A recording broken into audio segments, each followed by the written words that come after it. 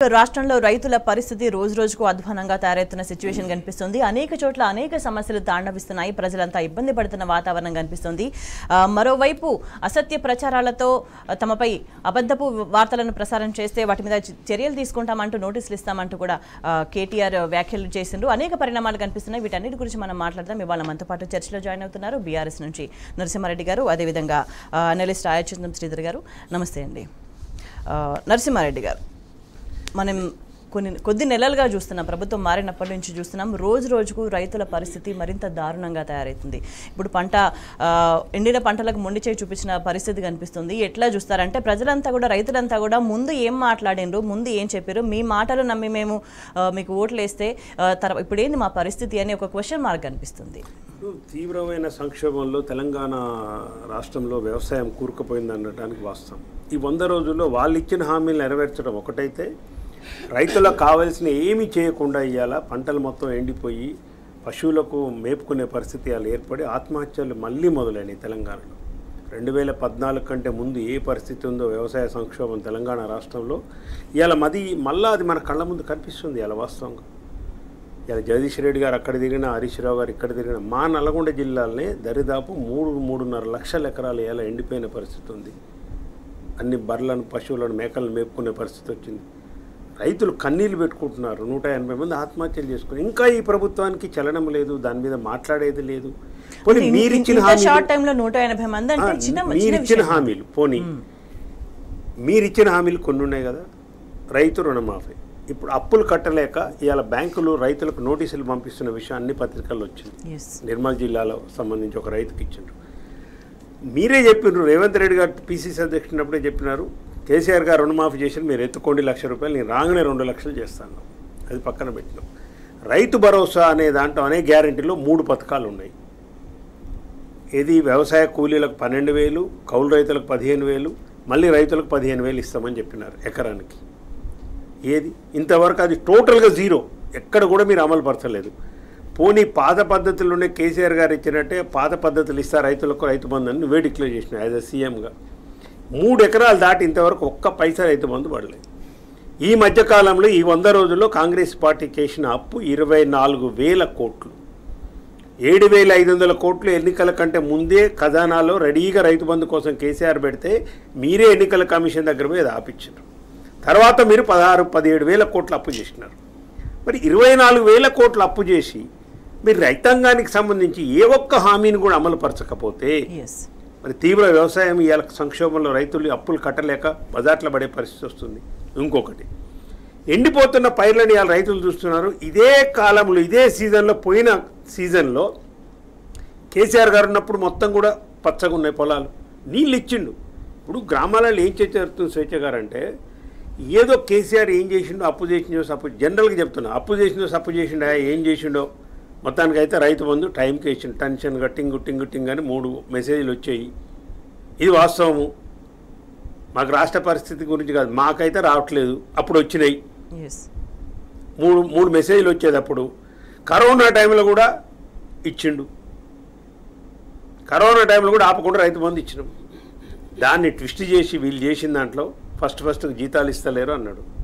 చెప్పిండు కేసీఆర్ గారు స్వయంగా చెప్పిండు. వీళ్ళు లేదు పెద్ద దానికి మసిపూసి మారడికాయ చేయాల్సిన, వాళ్ళు ఉద్యోగస్తులు కొంచెం సరే జీవించగలుగుతారు. రైతులు పేద రైతులు కాబట్టి ఉద్యోగాలు కొంచెం 10 రోజులు లేట్ అయినా కానీ రైతు బంధు పడాలని చెప్పి రైతు బంధులకు ఇచ్చినవారు.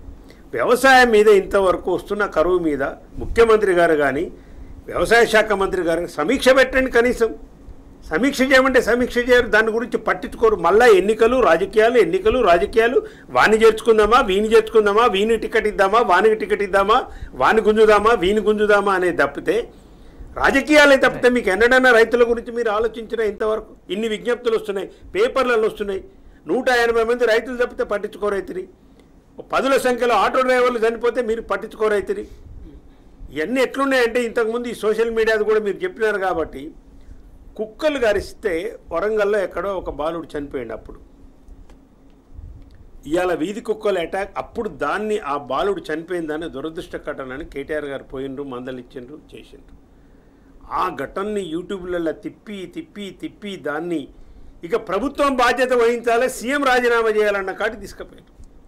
మరి నువ్వు మాట్లాడిన మాటలు ఇవాళ నువ్వు నెరవేర్చలేవు. నీ హామీలన్నీ గంగలో కలిసిపోయినాయి. రైతులు రోడ్ల మీద పడ్డారు. వ్యవసాయ సంక్షోభానికి కారణము ఇవాళ కాంగ్రెస్ పార్టీ పరిపాలన కాదా అని నేను అడుగుతున్నా.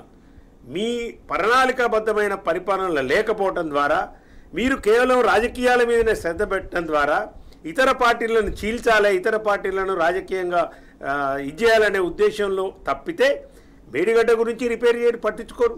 ఇవాళ నాగార్జున సార్లు మా జిల్లా గురించి చెప్తాను నేను. నాగార్జున సార్లు ఇవాళ పొలాలన్నీ వెళ్ళిపోయినాయి. పైన కృష్ణాలో వాటర్ ఉంది, నారాయణపూర్ ఉంది, ఆల్మట్లో నీళ్లు ఉన్నాయి. మీ గవర్నమెంటే కదా కర్ణాటకలో.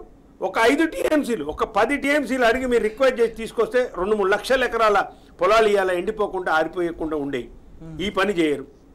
ఏమనాలి మీ పరిపాలన? మీరు చెప్పండి, ఏమనాలి ఈ పరిపాలన? రేవంత్ రెడ్డి గారు, కాంగ్రెస్ నాయకులు, తుమ్మల నాగేశ్వరరావు గారు, మీరు అనుభవం ఉన్న మంత్రి, అగ్రికల్చర్ మంత్రిగా చేస్తున్నారు. ఎక్కడ మీ స్పందన ఏంది? ఈ ఎంతసేపు ఉన్న రాజకీయంగా మాట్లాడు తప్పితే కేసీఆర్ని తిట్టడం, కేసీఆర్ చుట్టూ రాజకీయం చేయటం. ఇవాళ మీ ఎంపీ టికెట్లు చూస్తే అందరు నవ్వుతున్నారు. కాంగ్రెస్ ఎంపీ టికెట్లు చూసి బయట ఉన్న వాళ్ళు నవ్వుతున్నారు. కుటుంబ పరిపాలనని బదనాం చేసి కేసీఆర్ గారిని ప్రజల చేత ఎన్నుకోబడ్డ వాళ్ళని అవమానపరుస్తూ మాట్లాడి ఇవాళ మీరు చేసింది ఏందండి? జానారెడ్డి గారి ఇంట్లో 2 టికెట్లు, ఇవాళ ఉత్తమ్ కుమార్ రెడ్డి గారి ఇంట్లో 2 టికెట్లు, వివేక్ గారి ఇంట్లో 3 టికెట్లు, ఖమ్మంలో ఇవాళ మల్లురావు గారికి ఇస్తే, ఇంక ఇప్పుడు వారి సతీమణికి ఇస్తే 3 టికెట్లు, కోమటిరెడ్డి బ్రదర్స్ 3 టికెట్లు. అంటే మీరు ఏం చేస్తున్నారు? ఏం చెప్పిండ్రు? ఏం చేస్తున్నారు? అధికారం రావడం కోసం రాజకీయంగా ప్రజలని అబద్ధాలు చెప్పి నమ్మించి అలవిగాని హామీలు ప్రజల మీద పెట్టి ఇస్తామని చెప్పి ఆశ పెట్టి అలా మోసం చేసి గెలుపొందిండ్రు. కానీ నిజంగా ప్రజాభిమానం మీరు కొనాలంటే ఇప్పటికి కూడా మేము కూడా రాజకీయ విమర్శలు చేయట్లేదు, రాజకీయ కోసం చెప్పట్లేదు. మేము మా పార్టీ నుంచి రాజకీయ విమర్శల కోసం చెప్పట్లేదు, ప్రజల గురించి ఆలోచించడం చెప్తున్నాం. శ్రీధర్ గారు, అంటే అనేక అంశాలకు సంబంధించి ప్రజలకు అనేక ప్రశ్నలు వస్తున్నాయి. అధికారం వచ్చిన దగ్గర నుంచి కూడా సరే, గత ప్రభుత్వం మీద రాజకీయ కక్ష ఉందా, వాళ్ళు తప్పు చేసిందా, దాని ప్రభావం ఎట్లుంటుందా, ఏదో ఒకటి ఇమేజ్ క్రియేట్ చేద్దామనే విషయాన్ని పక్కన పెడితే ప్రజలకు మీరేం చేస్తున్నారు? మీరు అధికారంలోకి వచ్చిన తర్వాత ఎన్నడూ లేని విధంగా, 10 ఏళ్లలో లేని విధంగా పంటలు ఎండిపోతున్న పరిస్థితి, వాళ్ళు ఇచ్చిన హామీలకు సంబంధించి నెరవేర్చిన పరిస్థితి కానీ నెరవేర్చేసినాము, 100 రోజులు అయిపోయినాయని చెప్పేసి చెప్పుకుంటున్నారు. మరోవైపు చూస్తే పొద్దుగాల లేస్తే మహిళలు ఊర్లలాగా బిందెలు పట్టుకొని నీళ్ల కోసం పోతున్న పరిస్థితి. దీని అంతటికీ కారణం ఏందంటారు? అంటే అధికారంలోకి రావడానికి వాగ్దానాలు చేస్తారు రాజకీయ పార్టీలు. ఆ వాగ్దానం వెనుక చిత్తశుద్ధి, అంకిత భావం, చేయాలన్న తపన ఉంటే వేరు. కానీ ఆపద్ధర్మంగా ఏదో ఒక రకంగా బయటపడాలి, ప్రజలు మాకు ఓట్లేసే వాతావరణం కల్పించాలి, అధికారంలోకి వచ్చాక చూసుకుందామనే ధోరణి కొందరుకుంటుంది. ఇవాళ రేవంత్ రెడ్డి గారి ప్రభుత్వం చేస్తున్నది అదే. ఎన్నికల హామీలు ఇచ్చారు మీరు, మీ హామీలను నమ్మి ప్రజలు ఓట్లేశారు. ఓట్లేసిన తర్వాత హామీలను నెరవేర్చే బాధ్యత కనీసం 100కి 90%, 80% బాధ్యత ప్రభుత్వం మీద ఉంటుంది. తప్పించుకోవడానికి వీల్లేదు. ప్రభుత్వాలు తప్పించుకోవడం అంటే రాజీనామా చేస్తూ దండం పెట్టాలి, మాతో కాదు. గతంలో చాలామంది చేశారు అట్లా. కానీ ఇవాళ మంత్రులే స్వయంగా చెప్తున్నారు, మా చేతుల్లో ఏమీ లేదు, దైవాధీనం, దేవుడే రక్షించాలి. ఈ మెట్ట వేదాంతం వల్లించడానికి కాదు కదా ప్రభుత్వం ఎందుకుంది, మిమ్మల్ని ఎందుకుంది. ప్రజలు ఒక గండం దరిదాపుల్లో ఉన్నప్పుడు దాన్ని గట్టెక్కించే ప్రయత్నానికి మీరు ఒక అడుగు ముందుకు వేయాలి, ప్రయత్నం చేయాలి. కనీసం ప్రయత్నం చేసేటైనా కనిపించాలి. ఏమీ లేకుండా ఇందాక నరసింహారెడ్డి గారు చెప్పినట్టుగా అస్తమానం కేసీఆర్ గారి కుటుంబాన్ని టార్గెట్ చేయడం, తర్వాత ఎన్నికల్లో ఎలా గెలవాలని చూడడం తప్ప ఇంత సంక్షోభం వ్యవసాయం. ఇప్పటికే దాదాపుగా రిపోర్ట్స్ ప్రకారం, పత్రికల వార్తల ప్రకారం 20 లక్షల ఎకరాల్లో పంట ఎండిపోయింది. మొన్న అకాల వర్షాలు వచ్చినాయి. తర్వాత మీరు ఇస్తామన్నారు, రైతు కూలీలకు ఇస్తామన్నారు, కౌలు రైతులకు ఇస్తామన్నారు, రైతులకు ఇస్తామన్నారు, రైతు బంధు అన్నారు. ఏది ఇంతవరకు లేదు కదా. 3 ఎకరాల వరకే మీరు ఇస్తే అంటే 4 ఎకరాల రైతు పేద రైతు కాదా? మొదలే తెలంగాణ మెట్ట ప్రాంతం, బోర్ల మీద వ్యవసాయం, పెట్టుబడులు ఎక్కువ, ఖర్చులు ఎక్కువ. అటువంటి సందర్భంలో 4 ఎకరాల రైతును మీరు పేద రైతు కాదని ఎట్లా తెలుస్తుంది? పోనీ అదే మీరు అనుకుంటే ప్రకటించండి, 3 ఎకరాలకే ఆపేస్తున్నాము. కానీ మభ్యపెడుతూ ఉన్నారు. మెల్లమెల్లగా వస్తాయి, వరుసగా వస్తాయి, అంటే ఇస్తూ ఉంటాం. అంటే పొద్దున్న లేస్తే నిజంగా గ్రామాల్లో ఒకప్పుడు ముందు ఊరికి పోతే మంచిగా ఉంటుంది, కంటి నిండా మంచిగా పచ్చగా కనిపిస్తుంది, ప్రశాంతంగా ఉన్నది అని అనుకునే వాతావరణం పోయి పొద్దున లేస్తే సమస్యలు ఎదురయ్యి ఏంటి వాళ్ళ ఏంటి రేపు భవిష్యత్ ఏంటి అనే ఒక ప్రశ్నార్థకమైన సందర్భాన్ని ప్రజలు ఎట్లా తీసుకుంటారు ఇంత షార్ట్ టైంలో? ప్రజలు తీసుకున్నారు కాబట్టి వీధిలోకి వస్తున్నారు. నేను హరీష్ రావు గారు, కడియం శ్రీహరి గారు ఇద్దరు అపారమైన అనుభవం ఉన్న మంత్రులుగా పనిచేసిన వాళ్ళిద్దరు, ఆషామాషి వ్యక్తులు కాదు. కడియం శ్రీహరి గారు అయితే రాష్ట్ర రాజకీయాల్లో ఆయన సీనియర్ మోస్ట్. వాళ్ళంతా వెళ్ళినప్పుడు స్వయంగా రైతుల ముందుకు వచ్చి చెప్తున్నారు కదా, అక్కడ దాపరికం ఏమీ లేదు. మా దుస్థితి ఇట్లా ఉంది, 10 ఏళ్ళు కేసీఆర్ గారి పరిపాలనలో మేము ఎప్పుడు ఇట్లా చూడలేదు, 10 ఏళ్ళు కేసీఆర్ గారి పరిపాలనలో పంటలు హాయిగా పండినే అని నమ్మి ఇప్పుడు అలాగే ఉంటుందానికి అమాయకులు కదా వాళ్ళు పాపం రైతులు. మేము నాట్లేసాము, మేము పంటలేసాము, మేము అప్పులు తెచ్చాము, కానీ వాళ్ళ మా పరిస్థితి ఇట్లా అయిపోయిందని చెప్పేసి మీరు 120 మంది రైతులు ఆత్మహత్యలు చేసుకున్నారంటే సగటున రోజుకి 2 చేసుకున్నారు. ఇక ఇంతకన్నా అవమానం ప్రభుత్వానికి ఇంకేమీ ఉండదు. అయినప్పటికీ దున్నపోతు మీద ఏది పట్టించుకునే స్థితిలో లేరు. ఒకటేమ్మా, ఇంకొకటి ఈనాటికి కూడా రేవంత్ రెడ్డి గారు కానీ, వ్యవసాయ శాఖ మంత్రి కానీ, జలవనరుల శాఖ మంత్రి కానీ, ఇక మా జల విధానం ఇది, మా వ్యవసాయ విధానం ఇది, మాకు అధికారం వచ్చింది, మేము ఇది చేయబోతున్నామని ఒక్క ప్రకటన లేదు.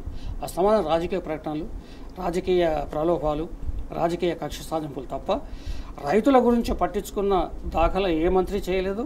పైపెచ్చు దేవుడి మీద భారం వేసి ఇప్పుడు వేదాంతం వల్లించే ఒక స్వాములాగా తయారైపోయారు రాష్ట్ర మంత్రివర్గం అంతా. ఇప్పటి వరకు చేసింది ఏంటి అని అంటే క్వశ్చన్ మార్క్, రేపు ఏం చేస్తారంటే కూడా ప్రశ్నలే కనిపిస్తున్నాయి. నరసింహారెడ్డి గారు అంటే రైతులకి ఒకవైపు సమస్యలు కనిపిస్తున్నాయి, ఆటో డ్రైవర్ల వాళ్ళ సమస్యలకు సంబంధించి ఏం చేస్తాము, ఒక పరిష్కార మార్గం అనేది చెప్పిన పరిస్థితి లేదు. మరోవైపు చూసుకుంటే వ్యవసాయ వర్సిటీలో రాత్రికి రాత్రి చెట్లను కొట్టేస్తున్న పరిస్థితి కనిపిస్తుంది. అనేక నిర్ణయాలు వాళ్ళు ఏదనుకుంటే అది ఇంప్లిమెంట్ చేసేస్తున్నారు. ఇప్పుడు వ్యవసాయానికి సంబంధించి మీకు ఒక లెక్క చెప్తాను. పోయినసారి వేసంగి ఇదే సీజన్లో కేసీఆర్ గారు ప్రభుత్వం ఉన్నప్పుడు వ్యవసాయ శాఖ వాళ్ళు ఇచ్చిన గవర్నమెంట్ ఇచ్చిన లెక్కలే చెప్తాను నేను. పోయినసారి సేద్యమైంది మొత్తం వేసంగిలో 72.58 లక్షల ఎకరాలు. ఇప్పుడు ఈ సీజన్లో ఇప్పటి వరకు సాగైన భూమి దరిదాపు 60 లక్షల చిల్లర, దరిదాపు 8 లక్షలతో నుంచి 9 లక్షల ఎకరాలు తక్కువ సేద్యమైంది. అదొక పాయింట్, తగ్గింది, సేద్యము తగ్గింది. దీంట్లో కూడా 20 నుంచి 30% పంటలు ఎండిపోయినాయి. దీంట్లో వరి మేజర్గా వేసిన దగ్గర మొత్తం కూడా ఇలా 15 లక్షల నుంచి 20 లక్షల ఎకరాలు రాష్ట్ర వ్యాప్తంగా, అటు కరీంనగర్ కావచ్చు, ఆదిలాబాద్ కావచ్చు, నల్గొండ కావచ్చు, మహబూబ్నగర్ కావచ్చు, ఎక్కడైతే ముఖ్యంగా గమనించవలసింది, ప్రజలు గమనించవలసింది, ఎక్కడైతే కాంగ్రెస్ పార్టీకి దక్షిణ తెలంగాణలో మెజార్టీ వచ్చిందో ఆయా జిల్లాలల్లో పంటలు విపరీతంగా ఎండిపోయినాయి. రైతులు మొత్తం రోడ్డు మీదకి వచ్చే పరిస్థితి వచ్చింది. ఆత్మహత్యలు కూడా ఈ దక్షిణ తెలంగాణ జిల్లాలోనే ఎక్కువ జరిగింది. ఇలా మహబూబ్నగర్లో జరిగింది, వరంగల్లో జరిగింది, నల్గొండలో జరిగినాయి. ఈ సేద్యం తగ్గడానికి గల కారణం మీరు చెప్పడం లేరు. ఎందుకు ఎండిపోతున్నాయంటే దాని మీద మీరు సమీక్ష చేయరు. రైతులకు ఇలా రుణభారం పెరిగిపోతుంది, అప్పులు కట్టలేకపోతున్నారంటే దీని మీద మాట్లాడరు. ఏం మాట్లాడకుంటే ఏం పరిపాలన చేస్తున్నారు మరి మీరు? పార్లమెంట్ ఎన్నికలు ముందున్నాయి కాబట్టి రేవంత్ రెడ్డి గారికి 2-3 టాస్కులు ఉన్నాయి. అది కూడా మనం కాదనట్టట్లేదు, ఎందుకంటే ఆయన అవి చెప్పే ముఖ్యమంత్రి అయ్యిండు. ఒకటి, నెలకు కొన్ని ముడుపులు అయితే ఢిల్లీకి పంపించాలి. 200 కోట్లు 300 కోట్లు అని వాట్సాప్లు మీ సామాజిక మాధ్యమాలని తిరుగుతున్నాయి. 200-300 కోట్లు అయితే పంపాలి. ఎందుకంటే దేశం మొత్తం మీద 3 రాష్ట్రాలు ఉన్నాయి, హిమాచల్, కర్ణాటక, తెలంగాణ. హిమాచల్ ప్రదేశ్ వాళ్ళు డబ్బులు ఇయ్యరు. ఈ పార్లమెంట్ ఎన్నికలకు సంబంధించి ఫీడ్ చేయవలసింది ఆర్థికంగా ఈ 2 రాష్ట్రాలే కాబట్టి ఇక్కడి నుంచి పోవాలి. ఆల్రెడీ పత్రికలలో చెప్పారు, బీజేపీ నాయకులు కూడా విమర్శకు అనుకోకుండా మాట్లాడుతున్నారు. ఎస్ఎఫ్టీకి ఇంత వసూలు చేస్తున్నారు, స్క్వేర్ యార్డ్కి ఇంత వసూలు చేస్తున్నారు, అట్లయితేనే నిర్మాణానికి మీకు పర్మిషన్లు ఇస్తాం, లేకుంటే ఇది సేమ్ కర్ణాటక స్టైల్. అక్కడ డీకే శివకుమార్ కూడా ఇదే, ఆయన దగ్గరనే ఫైల్ ఉంటుంది, ఆ డబ్బులు ఇవ్వగానే కొట్టేస్తారు. స్వేచ్ఛ, మీరు ఇంత అప్లై చేసిండ్రు, అమ్మ మీరు ఇంత తీసుకురండి, అవి రాగానే కొట్టేస్తారు, నీకు పర్మిషన్ వచ్చేటట్టు చేస్తారు. ఇక్కడ కూడా సేమ్ పాలసీ ప్రకారం చేస్తున్నాడు. ఆయన ఎంతసేపు ఉన్న రేవంత్ రెడ్డి గారి ప్రయారిటీ ఏంటంటే, ఆయన ప్రాధాన్యత ఏంటంటే వ్యవసాయం కాదు, రైతులు కాదు, ఎండిపోయే పొలాలు కాదు, రైతు బంధు కాదు, కరెంటు కాదు, కరెంటు కూడా ఆల్రెడీ మొత్తం కట్ అయిపోతుంది, ఎరువులు కాదు, విత్తనాలు కాదు, ఏది కాదు. ఆయన టాప్ ప్రయారిటీలు ఇవాళ చేయవలసింది అధిష్టానం కనుసన్నల్లో మంచిగా ఉండాలంటే నెలకంత ముడుపులు పంపాలంటే ఇక్కడ వసూలు చేయాలి. టికెట్లు బాజాతో అమ్ముకుంటున్నారు అనేది ఆల్రెడీ వచ్చింది, అసెంబ్లీలో వచ్చింది, ఇప్పుడు పార్లమెంట్ నియోజకవర్గాలలో కూడా వస్తుంది. దీనికి సంబంధించి ఆయన ప్రయారిటీస్ అని అయ్యి ఉన్నప్పుడు ఈ చేయమంటే ఆయన ఎట్ట చేస్తాడు? చేయడు.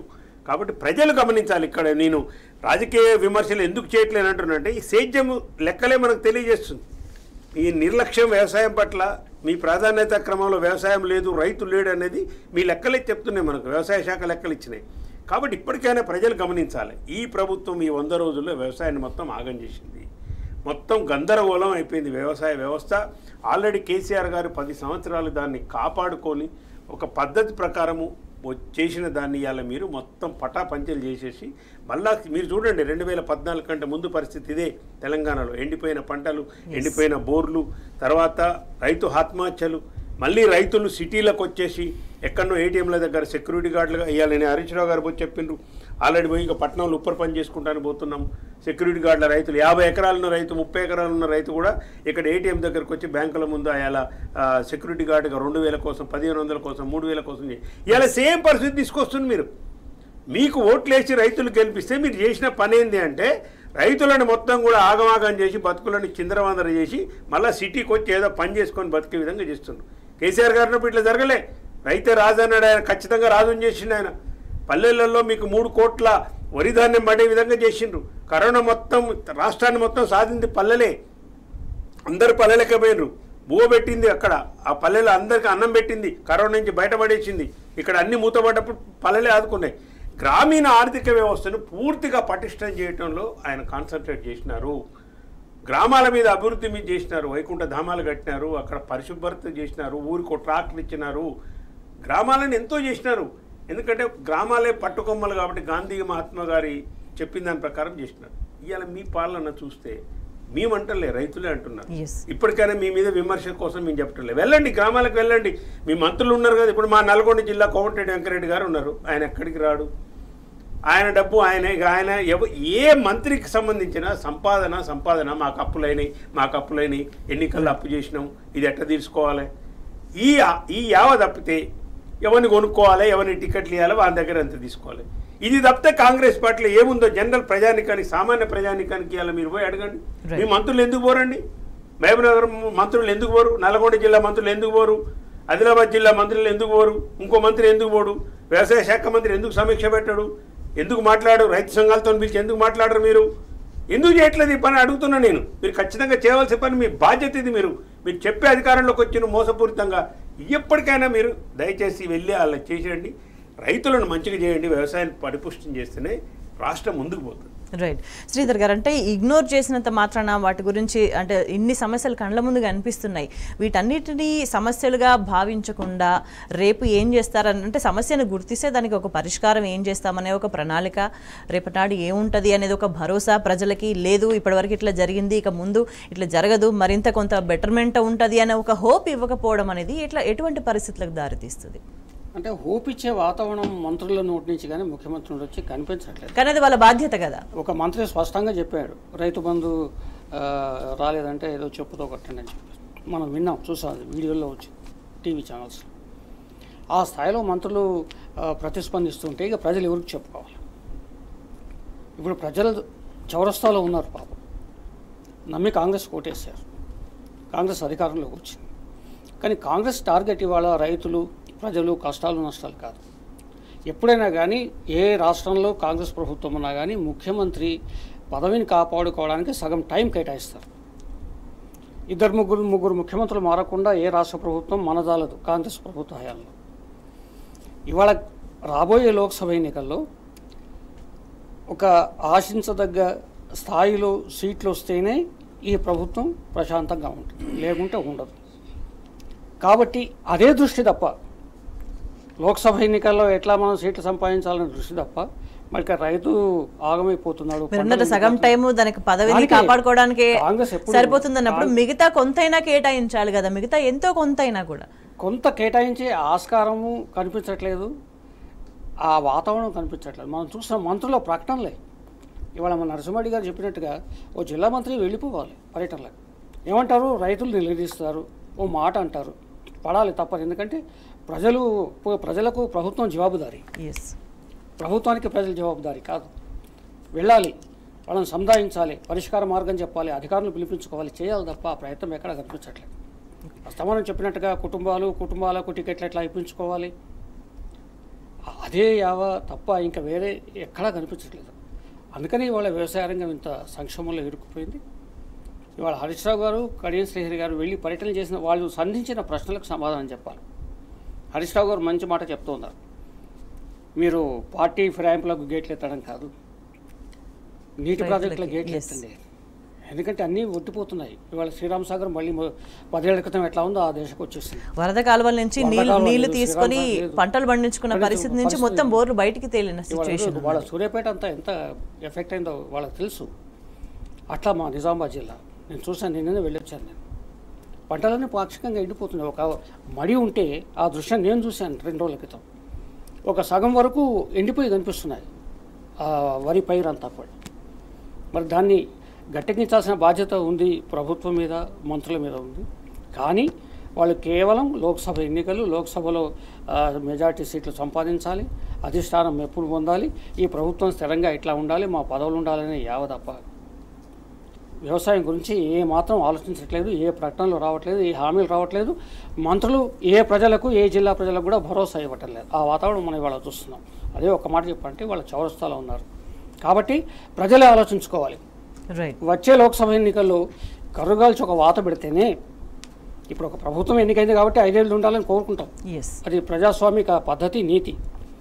కానీ మీరు కర్రుగాల్చి వాత పెడితేనే ఈ కాంగ్రెస్ ప్రభుత్వం మళ్ళీ ఒళ్ళు దగ్గర పెట్టుకొని పనిచేస్తుంది తప్ప, ప్రజల పొరపాటున తప్పుడు నిర్ణయం తీసుకుంటే ఏదో ప్రలోభాలకు లొంగిపోయి అధికార పార్టీకి కనుక మెజార్టీ సీట్లు ఇస్తే కనుక ఎన్నికల రిజల్ట్ తెల్లారి నుంచి ప్రజలను పట్టించుకునేవాడు ఎవరు ఉంటారు. అంటే ప్రజలకు సుస్థిరమైన పరిపాలన కోరుకుంటారు, అదేవిధంగా వాళ్ళకి అభివృద్ధి కోరుకుంటారు, డే టు డే లైఫ్లో సమస్యలు లేకుండా ఉండాలని కోరుకుంటారు. మనం మరింత వివరంగా చర్చిద్దాం నరసింహారెడ్డి గారు. అంటే ఒకవైపు వ్యవసాయానికి సంబంధించి పట్టించుకోకపోవడం అనేది ఒక రకంగా చూస్తే కక్షగట్టినట్టుగా కనిపిస్తుంది. మరోవైపు వ్యవసాయ వర్సిటీకి సంబంధించి కూడా భూములు రాత్రికి రాత్రి మొత్తం చదును చేసి వాళ్ళకి నచ్చినట్టుగా నిర్ణయాలు తీసుకుంటున్నారు, అమలు చేసుకుంటున్నారు. అంటే దీన్ని ఎట్లా చూడాలి? ఇప్పుడు కాంగ్రెస్ ప్రభుత్వం రేవంత్ రెడ్డి గారి ఇంతకుముందు అన్నట్టుగా ప్రయారిటీస్ వేరున్నాయి. ఆయన అసలు ఇవేవి పరిపాలన ఒక పద్ధతి ప్రకారం చేయాలి, దానికి ఒక క్యాబినెట్ నిర్ణయాలు, వాళ్ళకి సంబంధించి ఈ నెలలో ఏం చేయాలి, ఆ నెల ఏమీ లేవు. ఏమైనా ఇప్పుడు వాళ్ళకు ఒకటే ఏంటంటే పార్లమెంట్ ఎన్నికలు వాళ్ళ కళ్ళ ముందు కనపడుతున్నాయి. చాలామంది అంటే స్టాట్యుటరీగా ఉండేవి కూడా అసలు అపోజిట్ చేస్తున్నారు. ఇప్పుడు టెట్ విద్యార్థులే ఉన్నది, వాళ్ళకు టీచర్ టెస్ట్, ఎలిజిబిలిటీ టెస్ట్, వాళ్ళ ఫీజులు కూడా ఎస్సీ ఎస్టీ విద్యార్థులు కూడా మేము 150 నుంచి 300% పెంచేస్తాము, జనరల్ కేటగిరీ ఎట్లా పే చేసిన వాళ్ళు కూడా అట్లా పే చేయాలంటాము. ఈ దుర్మార్గం అసలు. మినిమం ఏమంటారు దాన్ని, మినిమంగా ఉన్న విషయం కేంద్ర ప్రభుత్వం ఇచ్చారు అయితే అది వీళ్ళు ఇచ్చేది కూడా, రాష్ట్ర ప్రభుత్వం ఇచ్చేది కూడా కాదు. దాన్ని కూడా తమ ఖాతాలో వేసుకోవడం కోసం కేవలం ఏంటంటే రాజకీయంగా ఇప్పుడు జరిగే పార్లమెంట్ ఎన్నికల్లో ఏమి చేయాలి, ఎట్లా చేయాలి, ప్రజల్ని ఎట్లా మళ్ళొకసారి మోసం చేయాలి, ఎట్లా దీంట్లో డబ్బులు చేసుకోవాలనేది తప్పితే ఏముందండి. ఇప్పుడు పార్లమెంట్ ఎన్నికలు కూడా వాళ్ళు చెప్పే 2 స్లోగన్లు. ఇక్కడ కూడా ఆలోచించాలి తెలంగాణ ప్రజలు కూడా, కాంగ్రెస్ పార్టీకి అసలు ఎందుకు ఓటేయాలి, మీరు ఎందుకు ఓటేయకూడదు నేను చెప్తున్నాను. బీఆర్ఎస్ పార్టీకి ఎందుకు ఓటేయాలి కూడా నేను చెప్తున్నాను. మీరు ఆలోచన చేయండి దయచేసి. కాంగ్రెస్ పార్టీ 2 చెప్తుంది, రెండు కారణాల వల్ల మాకు ఓటేయాలని చెప్పి. ఒకటి, రాహుల్ గాంధీ గారు ప్రధానమంత్రిని చేయడం కోసం ఓటేయాలని ఒకటి చెప్తున్నారు అందరూ. రెండవ కారణము, కేంద్రంలో కాంగ్రెస్తో పాటు ఉన్న ప్రభుత్వం కేంద్రంలో అధికారంలో వస్తేనే ఈ గ్యారంటీలన్నీ అమలైతే, లేకుంటే కావు. ఎందుకంటే నిధులు రావు కేంద్రం నుంచి అనేది చెప్తున్నారు. ఈ 2 కారణాలు తెలంగాణ ప్రజలు ఆలోచన చేయాలి. ఒక్క కారణము, రాహుల్ గాంధీ గారిని ప్రధానమంత్రి చేయాలి. ఏం సంబంధం తెలంగాణకు రాహుల్ గాంధీ గారు ప్రధానం చేయడం, తెలంగాణ ప్రజలకు ఏం సంబంధము? కాంగ్రెస్ పార్టీ నాయకులకు అవసరం ఉంది. అసలు ఆయన ప్రధానమంత్రి అయ్యే అవకాశం ఎక్కడుంది? ఇండియా కూటమిలో ఎవరున్నారని ఇలా మమతా బెనర్జీ ఛాలెంజ్ చేసింది. 50 సీట్లు 40 సీట్లు తెచ్చుకో రాహుల్ గాంధీ, వెరీ గ్రేట్ నువ్వు అని చెప్పింది ఆమె. కూటమిలంతా ఎవడు జాగల వాళ్ళు పోతూనే ఉన్నారు. ప్లస్ రాహుల్ గాంధీ ప్రధానమంత్రి అవకాశం ఇంతవరకు భారత ప్రజలు కల్పించలేదా? 2004 నుంచి 2014 వరకు మీ యూపీఏ 1, యూపీఏ 2లో మీకే మెజార్టీ ఉంది కదా. మరి అప్పుడే రాహుల్ గాంధీ కాంగ్రెస్ పార్టీ ప్రధానమంత్రిగా అయితే అయిపోయేది కదా. ఆయన ప్రధానమంత్రి అయ్యేటోడు మీకు మెజార్టీ ఉండే. మెజార్టీ ఉన్నప్పుడు ఏమో చెయ్యరు, ఇప్పుడేమో రాహుల్ గాంధీ ప్రధానమంత్రి కావాలని ఓట్లేమని ఇప్పుడు చెప్తారు. దీంట్లోనే మీ ద్వంద్వ నీతి బయటపడుతుంది. రెండవ కారణం అంటే కేంద్రంలో అధికారంలో ఉంటేనే ఇవన్నీ అమలు చేస్తావా, లేకుంటే చెయ్యవా? ఇది బ్లాక్మెయిలింగ్ కాదా అండి? ఓటర్లను ఇలా తెలంగాణ ప్రజలు బ్లాక్మెయిల్ చేయడం కదా. నువ్వు నాకు పార్లమెంట్లో ఓటేస్తేనే నీకు ఇస్తా ఈ రాయితీలు, లేకుంటే ఇయ్యను, ఈ సబ్సిడీలు ఇస్తా, లేకుంటే ఇండ్లు ఇయ్యను, లేకుంటే నీకు రైతు బంధు ఇయ్యను, లేకుంటే నీకు పెన్షన్ 4000 ఇవ్వను. ఇది బ్లాక్మెయిలింగ్ కదా. రాజకీయం డైరెక్ట్గా బ్లాక్మెయిలింగ్ రాజకీయాలు తెలంగాణ ఓటర్ల మీద, తెలంగాణ ప్రజల మీద కాంగ్రెస్ పార్టీ చేయట్లేదా? బహిరంగంగానే చేస్తుంది. బహిరంగంగానే చేస్తున్నారు మీరు. ఇవి ఇవాళ లోక్సభలో ఎన్నికలకు సంబంధించిన ముందు పెద్దలు శ్రీధర్ గారు చెప్పినట్టు తెలంగాణ ప్రజలు ఆలోచన చేయాలి. మళ్ళీ ఒక్కసారి కనుక మీరు పొరపాటున అప్రమత్తంగా లేకుండా జాగ్రత్తగా ఆలోచించి ఓటు వేయకపోతే ఇక కాంగ్రెస్ పార్టీ ఇక్కడ దమన నీతి దీనికి సంబంధించి మళ్ళీ ఎమర్జెన్సీ రోజులు గుర్తొచ్చేటట్టుగా ఈ రాష్ట్ర పరిపాలన ఉండబోతుంది. కుమ్ములాటలు మొదలైనవి ఆల్రెడీ కాంగ్రెస్ పార్టీలో అంతర్గత కుమ్ములాటలు మొదలైనవి. వాళ్ళు చేసేది ఇదే, ప్రజలు పట్టించుకోరు, వాళ్ళు కొట్టుకోవటం, డబ్బులు వసూలు చేయటం, ఇదే పరిస్థితి వాళ్ళకు ఉంటుంది. కాబట్టి దయచేసి పార్లమెంట్లో ఒక గలం ఉండాలన్నా, తెలంగాణ గలం వినిపించాలన్నా, తెలంగాణ బలం వినిపించాలన్నా, తెలంగాణ సమస్యలను సాధించుకోవాలన్నా కానీ ఇవాళ వ్యవసాయ పరిస్థితే ఉంది. కేంద్రం కూడా బీజేపీ పార్టీ కూడా ఏం మాట్లాడతలేదు. కిషన్ రెడ్డి గారు ఒక స్టేట్మెంట్ లేదు ఇక్కడ. ఈ కరువు గురించి మాట్లాడాడు. బీజేపీ నాయకులు పోయి ఎండిన పొలాలు చూడరు. ఎవరు పోయి చూస్తున్నారు ఇవాళ ఎండిన పొలాలు? బీఆర్ఎస్ నాయకులు చూస్తున్నారు, బీఆర్ఎస్ మాజీ ఎమ్మెల్యేలు చూస్తున్నారు, ఎమ్మెల్యేలు చూస్తున్నారు. ఇవాళ ఎమ్మెల్యేలు మీరెందుకు ఓట్లేరు? కిషన్ రెడ్డి గారు బీజేపీ నాయకులు పోయి ఎండిన పొలాలు ఎందుకు మీరు ప్రజల దగ్గర పోయి మాట్లాడతలేరు? మీ ఇద్దరి మధ్య ఉన్న సంబంధం ఏంటి తెలంగాణ రాష్ట్రంలో ఇంతకు? మీరిద్దరు ఒకే విధంగా మాట్లాడుతున్నారు. ఇద్దరు కలిసి బీఆర్ఎస్ మీద అటాక్ చేస్తున్నారు రాజకీయంగా.